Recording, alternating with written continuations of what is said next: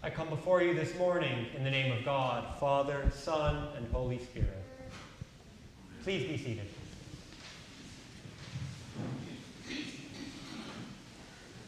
In today's gospel, Jesus calls on us to pray and maintain faith.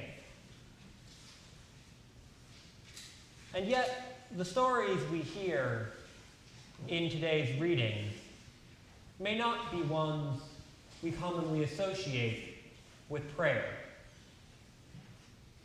There is no recommendation of a chant or a particular devotion or a calming breathing pattern, nothing of that sort. Rather, what we get are a story about two fighters, each with their own battles, who each win a victory. Now, in the Episcopal Church, we have a long tradition of writing beautiful collects and shaping liturgies that will inspire prayer and devotion and illuminate the presence of the holy in our lives. And this is great. This is wonderful, it's important, and I think it's something that we should keep up. But I also love that today we get to spend a little bit of time with Jacob and the widow in today's parable. I'm going to start out with Jacob. Jacob might be my favorite jerk of the Old Testament. I say that lovingly. He steals his brother's birthright. He marries two sisters and they hate each other. A lot of his life is a bit of a mess. And when we see him in today's story, he's about to go have a meeting with his brother Esau, the one he stole the birthright from. And it's less of a meeting and more the fact that they might fight each other with all of their people. He's got a lot on his mind.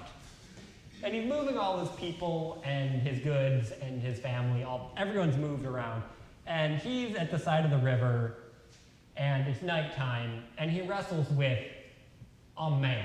Well, it's not really a man. It's a divine being of sorts. It's mysterious. We never get a name. It's definitely connected with divinity and holiness, though. And he's a tough guy. He wrestles all night long, so much so that the man has to dislocate his hip in order to kind of break even. But he begs for a blessing, and he receives it. And he also receives a new name.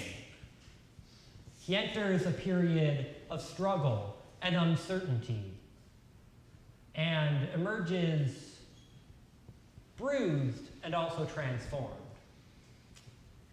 One commentator compares this passage to St. John of the Cross's dark night of the soul, a period of testing and trial where nonetheless God's abiding strength and presence are found, and the person emerges transformed and renewed. It's not to say that we should go looking out for suffering as a bragging right or something, but it does offer a path forward when we struggle with things in life. It's also notable that he leaves amazed, even though he still has all of these troubles that he's dealing with. Then we get to the widow. The widow has an opponent. He is a judge. Judges are supposed to be dignified. This judge is not one you want to stand in front of. He doesn't fear God, and he doesn't respect people. And if you understand anything of the law and the prophets in the Hebrew tradition, that's a bad person. That's like the number two, like 1 in 2 traits of like a bad person. Even so, the widow persists, and in the end, gets justice. She is not given an assist, however, by the translators of the New Revised Standard Version of the Bible. When the judge says, "Because this widow keeps bothering me, I will grant her justice, so that she may not wear me out by continually coming," a more direct translation might be that, "Because this widow causes trouble for me, I will give her justice, so that she may not, in the end, give me a black eye by her coming." He's so afraid of her and intimidated by her that she's like the underdog boxer in a fight. You know, he's using a sports metaphor from his day to talk about this widow who has no formal power, who nonetheless gets justice against the person who has wronged her. New Testament scholar Brittany Wilson, in discussing the directness of this passage, has characterized it as punchy. So here we have Jacob getting a blessing and a new name. We have a widow getting justice.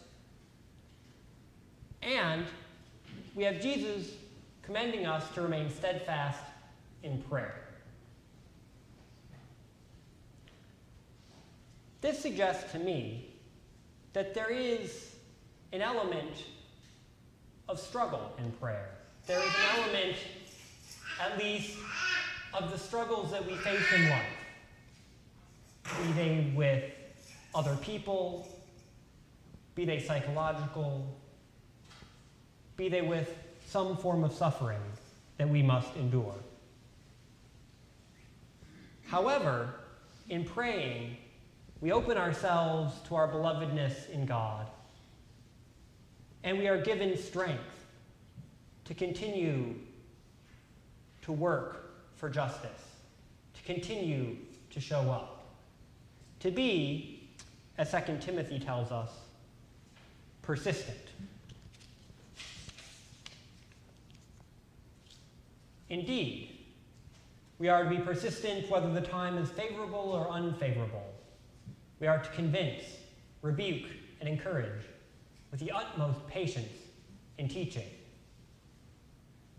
In my experience, as a continual student of prayer, this is something that takes work. We have our good days and our bad days, but we need to keep at it if we are to have any hope of living into our faith. Frederick Douglass noted that power concedes nothing without a demand. It never did, and it never will.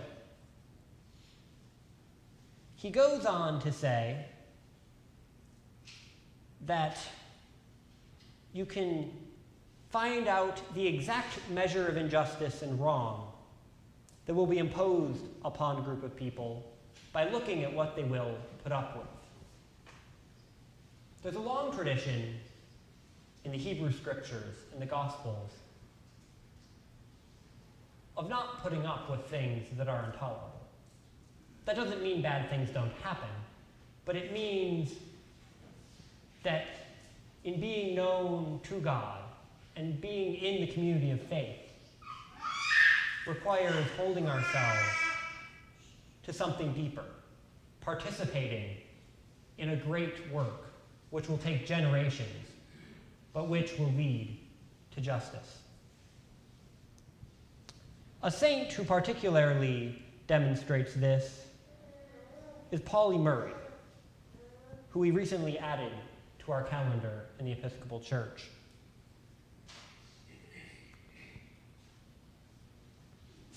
Born black, a woman, and queer in North Carolina in the early 20th century, she suffered plenty of adversity. Multiple colleges for both undergraduate and law school denied her based on either her race or her gender. She often suffered poverty.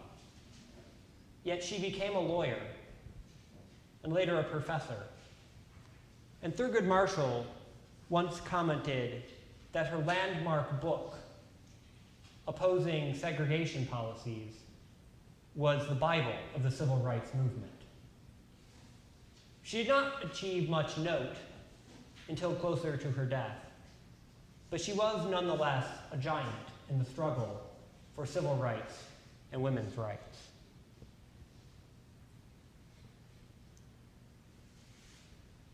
She was also the first African American woman ordained an Episcopal priest. She was active in the fight in the 1970s, first for women deacons, which was approved by the General Convention, and later for women priests, which was retroactively approved by General Convention after a number had already been ordained. She supported this struggle and became the first woman, African American woman, ordained priest in our tradition. She reflects on this in her autobiography, noting the time when, after her ordination, she preached and presided at the church where her grandmother had been baptized as one enslaved. The woman who owned her grandmother was a generous giver to the church, and she preached the gospel from the very lectern engraved with that woman's name.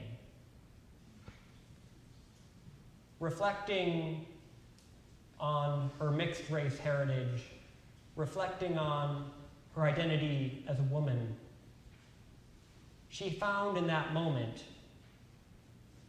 a call to healing. Having worked for justice her whole life, she found in that moment peace and confidence in the one in whom there is no north or south, east or west, male or female, black or white. And she dedicated her remaining years to serving as a priest. All of this was possible because of a life spent in continued faith, a life nurtured through prayer, and a life in which, for its last chapter, she ministered as a priest in the vocation to which she was called. This is the type of hope that grounds faith. And this is why we turn to prayer, I believe. God ultimately has the power as the maker of heaven and earth. And God supports us and understands our struggles in the here and now, while also calling us to continued prayer. Let us then be steadfast in prayer, that God may find faith on earth.